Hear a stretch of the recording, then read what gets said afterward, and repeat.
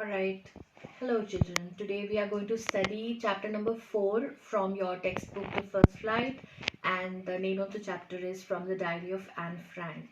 Okay, so it is an extract which is taken from her autobiography. Okay, and the name of the autobiography is Diary of a Young Girl. And this autobiography was first published in the year 1947.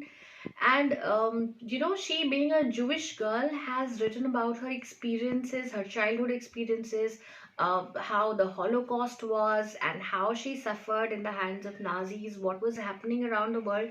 So, a lot of information in that, and it is her true feelings that have been put into this because it is first hand experience. So, it is very, very interesting. In this particular chapter, there are not many instances where you will feel sad. She will make you feel emotional, probably. She will make you feel funny. She will tell you about an instance that happened with a teacher. And so it is very, very interesting, not boring. Don't think that it's a historical chapter, it's somebody's autobiography. Why do I want to read it? But just read through it with a pleasant mind, and I'm sure you're going to enjoy reading this chapter. Okay.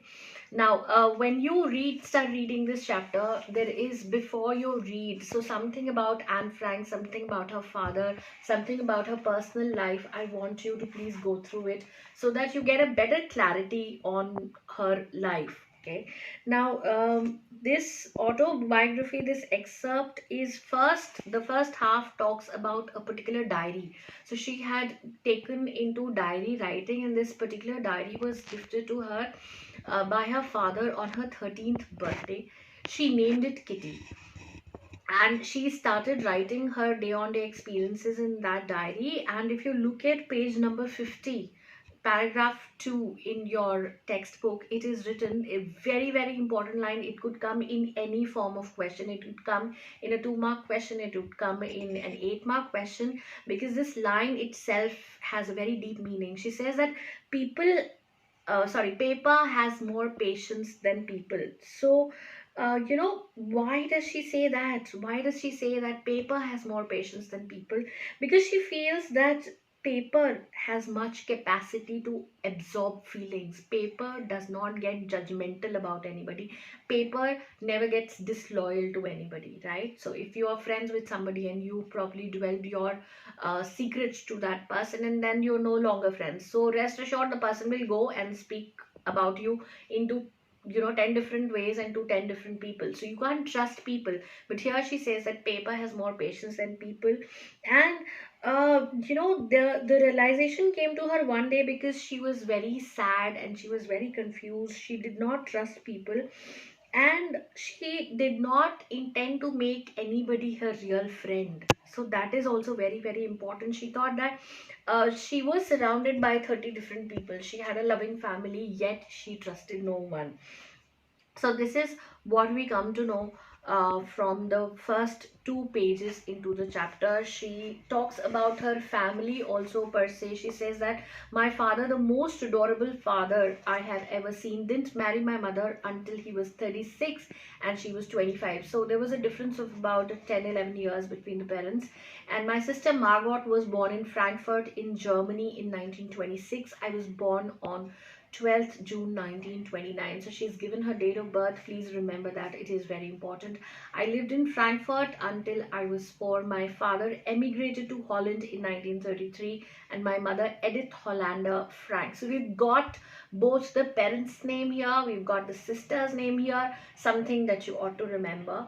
And then she talks about, now there are a couple of instances that she gives you. So for example, here on page 51, in the third paragraph, she said, I started right away at the Montessori nursery school. I stayed there until I was 6, at which time I started in the first form. So first class is what she was talking about. And in the sixth form, my teacher was Mrs. Cupris, the headmistress. At the end of the year, we were both in tears as we said a heartbreaking farewell. So many of you have this instant bonding with your teachers, and you after 10th probably, you will not be a part of our wing and you will be moving on to the senior wing. So you will miss us, we will miss you. And that is what she felt when she was in class 6. And her teacher's name was Mrs. Cupris, and she was very, very attached to her. She was also the headmistress of the school. And both were teary eyed when they realized that she's no longer going to be in her class. So that tells us that she's a very emotional girl. She's a very, a person who, when she forms a bond with somebody, it is difficult for her to break that bond. Now, in summer of, so that's the first instance. I want you to please make a mental note of it. That first teacher, Mrs. Cupris, class 6, and both teary eyed. Now, the second incident that happens in the story is very important. Grandma died in January 1942. No one knows how often I think of her and still love her. This birthday celebration in 1942 was intended to make up for the other, and Grandma's candle was lit along with the rest. So, if a question comes like that, what did she do on her birthday after her grandma's death, or how did she make it up for her? That's where you find in the answer. Again, a 2 mark answer, very, very important. Please make a mental note of it. You will find all of this information. So, first about the headmistress, Mrs. Cupris, second about her grandma. You will find this information on page number 51, end of paragraphs. Grandma, relationship with grandma, she's particularly written, no one knows how often I think of her and she still loves her. So a very strong bonding and relationship with her mother. See, here in the oral comprehension check, it is written what tells you that Anne loved her grandmother. So the entire paragraph goes on there. Grandma died in the year of 1942 in the month of January, and she's particularly written that no one knows how often I think of her and that I still love her. And this birthday celebration, because she's born in June, the grandmom has already passed away in January. So this particular year, she celebrated her birthday and lit an extra candle in the remembrance of her beloved grandma. So this is worth mentioning. Please make sure that you don't miss that. Now, on the page number 52, she starts with her diary entry and she's talking to the diary. So if you remember, in class 9, we had made particular diary entries, and I told you that it is very, very personal, and it is about a personal incident that has happened with you, right? So she's writing that our entire class is quaking in its boots. Quaking means shaking and it's nervous, and it is about a meeting. Okay, so probably it's result day and they are about to hear their result, and they're very, very curious to know that who will be staying in the same class and who is going to be promoted, or what is their result like. So they're very, very curious about it. It's a very nice incident, and that brings us to the most important part of the chapter, wherein in page number 52 she says, I get along very well with my teachers, and we already have a past incident to assure us of that. But she here mentions that there are 9 of them, so she's promoted, she's getting along with all of her teachers. There are 9 of them, 7 men and 2 women. Mr. Keesing, the old fogey who teaches maths, was annoyed with me for ages because I talked so much. So this old fashioned teacher, not very, very modern in techniques, not very, very accommodating, not very, very flexible. The old school kind of teachers who are very, very strict, and this person teaches maths. And then she says that this person has been, I've been annoying, and this person is a little annoyed with me because he thinks that she's a chatterbox. He thinks that she talks too much.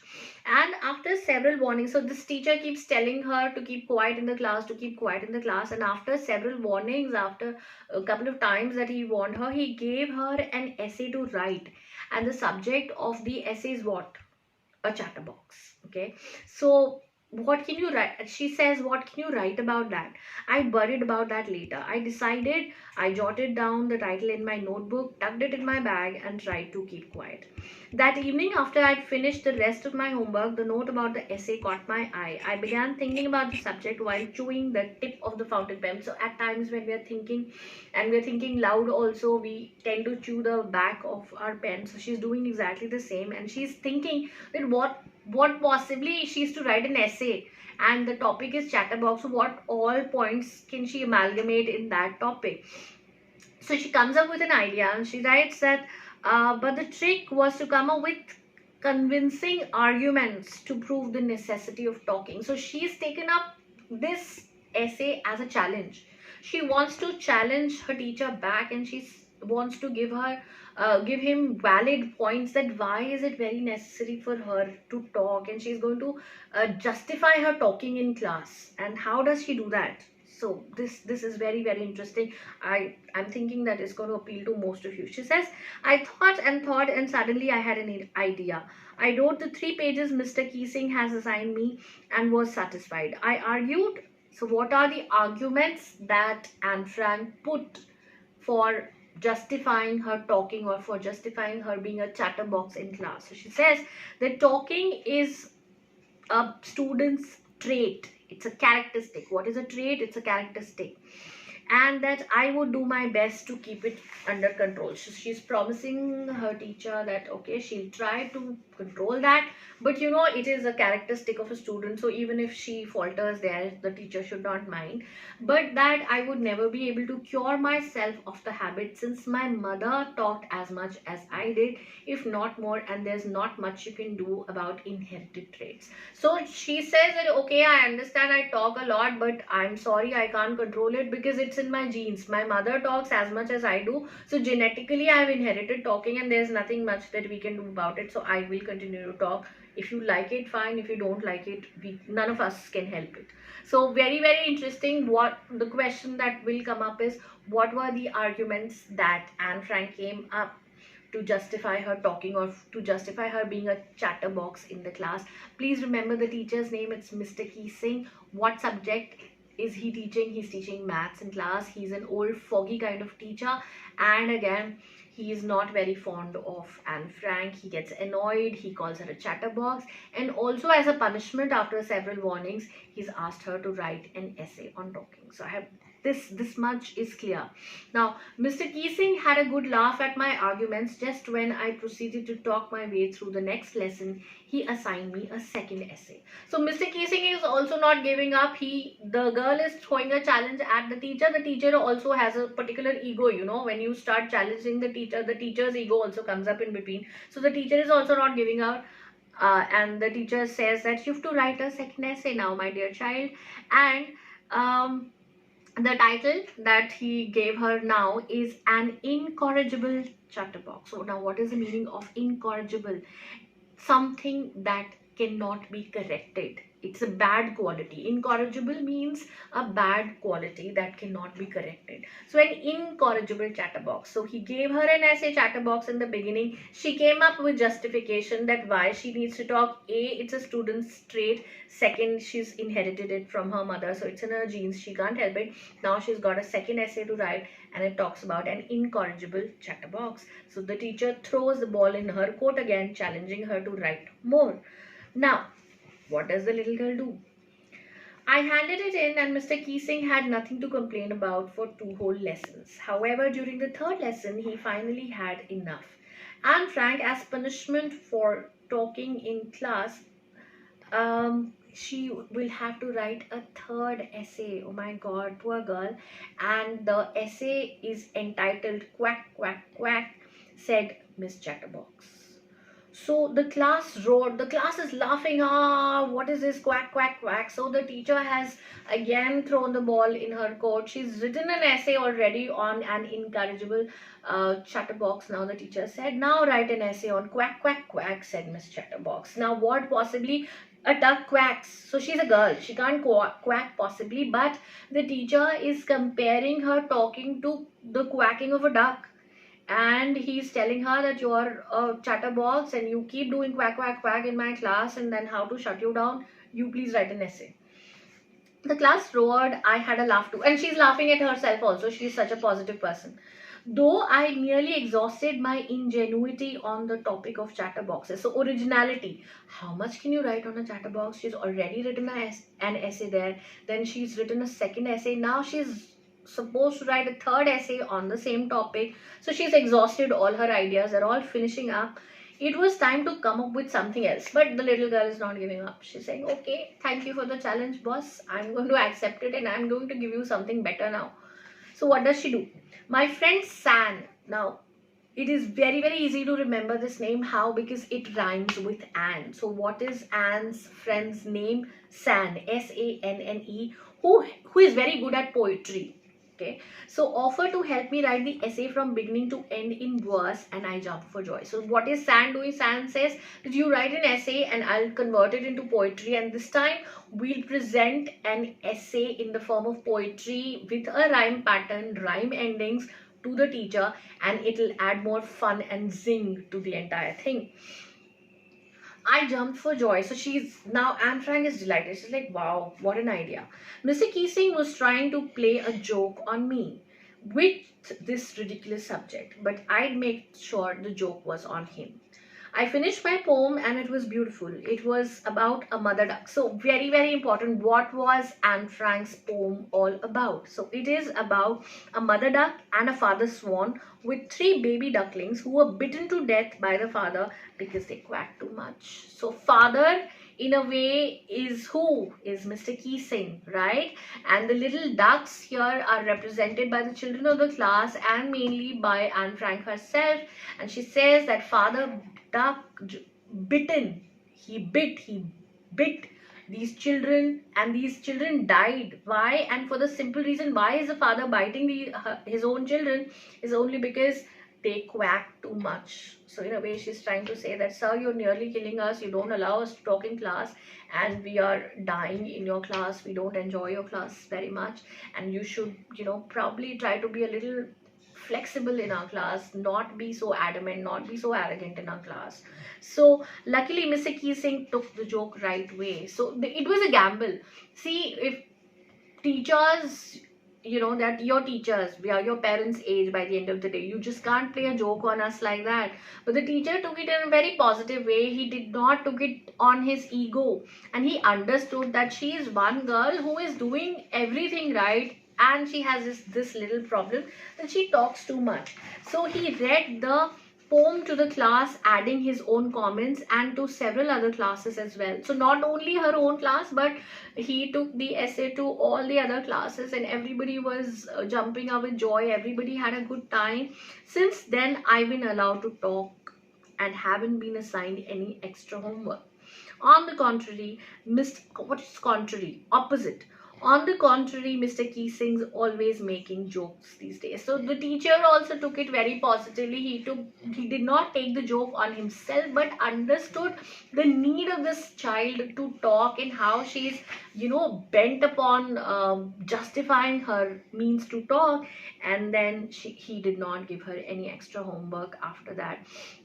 So that brings us to the end of the chapter. I hope you enjoyed listening to it as much as I enjoyed talking to you about it.